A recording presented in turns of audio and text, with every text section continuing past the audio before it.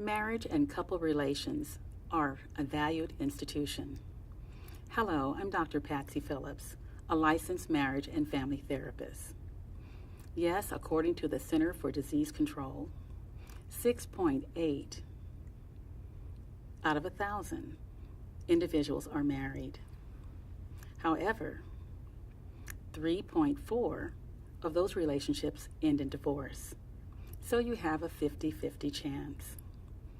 However, married relationships are more stable than cohabitation. The probability of a marriage ending in divorce or separation after 5 years is 20%. For cohabitation, the probability after 5 years is 49%.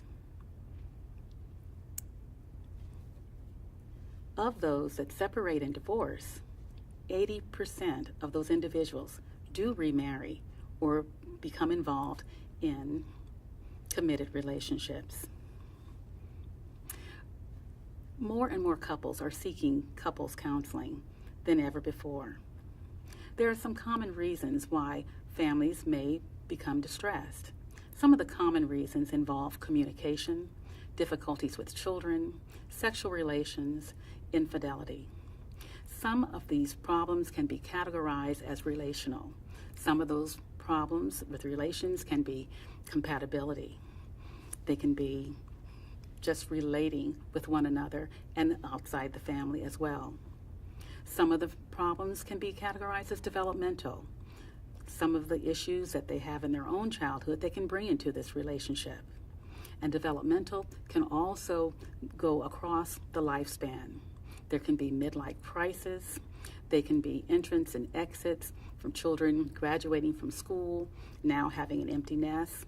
All of those developmental issues can be problems that can cause distress for a family.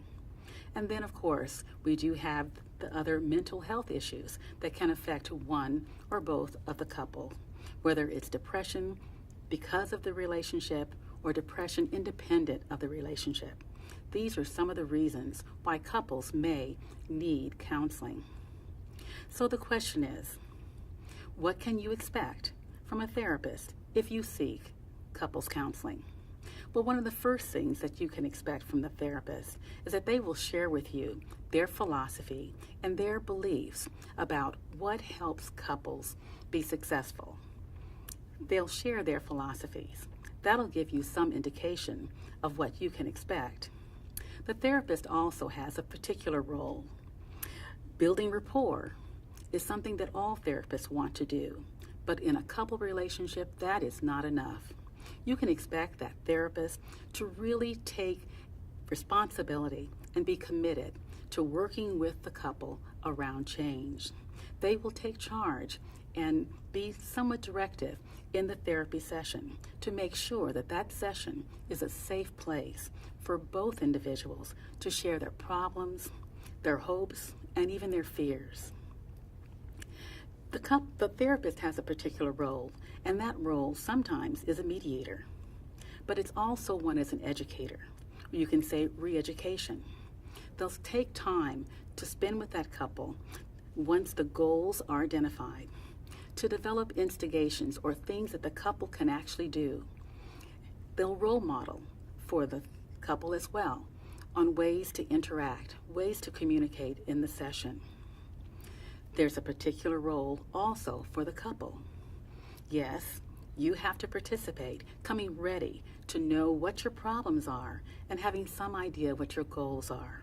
The therapist will help you reframe those goals into problems that can actually be solved. It's a very important time. It's so important that one of the commitments that we'd want you to make is to come to the session together and regularly. That's very important. It's also important that you participate actively in determining what your goals are and make a commitment. The therapist may provide instigations, but it's also important that you do not agree in session to do something that you really are not committed to doing. And when you make that commitment, it's important that outside of that session that you follow through. It's very important that you participate in the evaluation process as well. Well, you can say that couples counseling is like a roadmap. There are 4 major phases. The first phase is gathering information, providing data for the therapist so they can make a very good treatment plan for you. That's the first phase. The second phase is goal definition, really defining what the goals are. And your participation in that is very important. The third phase is the intervention, taking part in using the tools that are being given to you outside the session as well as demonstrating inside the session. And the fourth is evaluating, determining how all of this has worked for you. And then, of course, there'll be some discussion about how you can use the tools over the lifespan of your relationship. Yes, marriage and couple relations are still a valued institution. This is your life. Treat it well.